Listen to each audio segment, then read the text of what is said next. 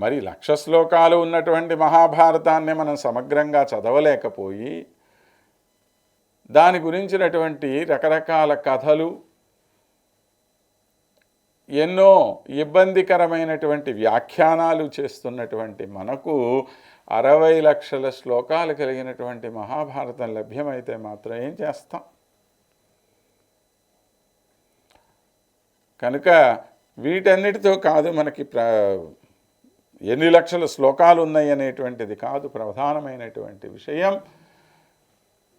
మనం తెలుసుకున్నటువంటి మహాభారతంలో ఎంతవరకు నీతిని మనం ఆచరించగలుగుతూ ఉన్నాం అనేటువంటి విషయం మనం తెలుసుకొని ఉండాల్సింది. నేడు మనం తీసుకుంటున్నటువంటి విషయం సాక్షి ధర్మం అన్నాడు. ఏమిటి సాక్షి ధర్మం? ఎవరు సాక్షి? మన అందరికీ తెలుసు, సర్వ జగత్తుకి సాక్షి అయినటువంటి వాడు ఒకడే శ్రీమన్నారాయణుడు. ఆయనే సర్వ జగత్తుకి అలా చూస్తూ ఉండి ఎక్కడ ఏం జరుగుతున్నదో అంతా గమనిస్తూ ఉండేటువంటి వాడు అన్న. సర్వజగత్కారణ నాయకుడైనటువంటి వాడు, సర్వ జగత్కారణ విభూతి అయినటువంటి వాడు అయితే మరి మనందరం అంతా గమనించగలమా? లేదు. మనం గమనించగలిగినటువంటిది చాలా కొద్ది విషయం మాత్రమే. కానీ ఆ గమనించినటువంటి కొద్ది విషయాన్ని గనక నువ్వు సక్రమంగా వ్యక్తపరచలేకపోతే, ఎదుటి వాళ్ళకి నువ్వు సరిగ్గా ఆ విషయాన్ని గనక నువ్వు తెలియచేయకపోతే, లేదా ఏ ఇతరమైనటువంటి ప్రలోభాలకి లోనైపోయి నువ్వు తప్పుడు మాటలు గనక చెప్పినట్లయితే దానివల్ల కలిగేటువంటి పాపం ఎంత ఘోరంగా ఉంటుందో మనకు తెలియచేస్తుంది మహాభారతం.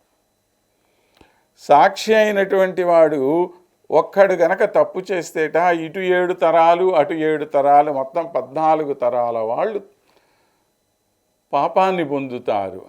అంటే నువ్వు చెప్పినటువంటి ఒక అబద్ధపు మాట కేవలం నీకు కష్టం కలిగించటం కాదు, నీ తాత ముత్తాతలైనటువంటి వాళ్లకు, నీ కొడుకులు మనవాళ్ళు ముదిమనవాళ్ళు అయిన వాళ్ళకు అందరికీ కూడా కొడుతుంది దాని ప్రభావం. అంటే ఇక్కడ అబద్ధం చెప్పటం అనేటువంటిది ఒకటే కాదండి, మనం గుర్తుంచుకోవాల్సినటువంటి విషయం. సాక్షి అంటే ఒక విషయం జరుగుతున్నప్పుడు ఎవరైతే ప్రత్యక్షంగా దాన్ని చూశారో వాడు సాక్షి అవుతాడు. అందరూ చూడరు కదా ప్రత్యక్షంగా.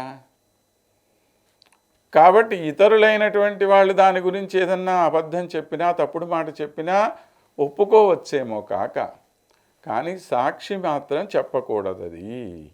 అది అన్నిటికన్నా మహాపాపము అని చెప్పి మనకు చెప్పారు. కాబట్టి సాక్షి అయినటువంటి వాడు ఏ విధమైనటువంటి పక్షపాతము లేకుండా ఉన్నది ఉన్నట్లుగా చెప్పాలి అన్నాడు.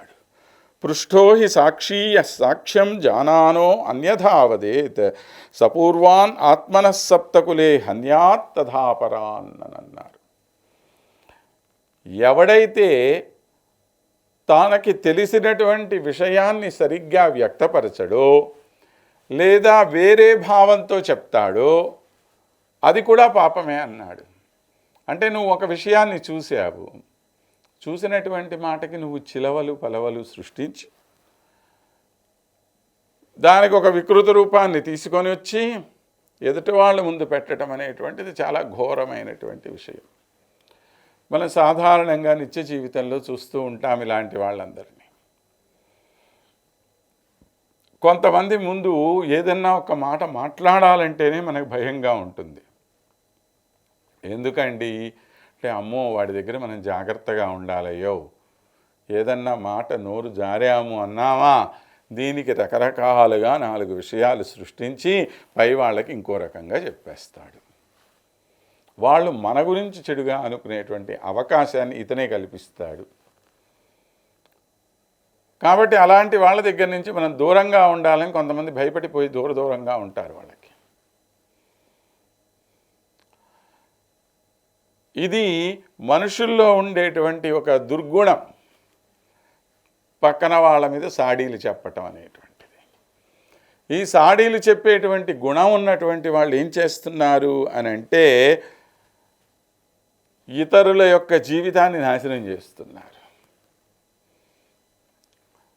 మనం ఇంతకుముందు కూడా ఒక చిన్న వ్యాఖ్యానం ఒకటి ఉపాఖ్యానం చెప్పుకున్నాం. పులోమా అనేటువంటి ఒక స్త్రీ విషయంలో ఈ పులోముడు అనేటువంటి రాక్షసుడు అడిగినప్పుడు తనకి ఏ విషయం తెలుసో అగ్నిదేవుడు దాన్ని అదే విధంగా వ్యక్తీకరించలేదు. దాన్ని వేరే ఉద్దేశంతో వేరే రకంగా చెప్పాడు ఆ రాక్షసుడికి. తద్వారా ఒక అమాయకురాలైనటువంటి స్త్రీ చాలా కష్టాల పాలయ్యింది.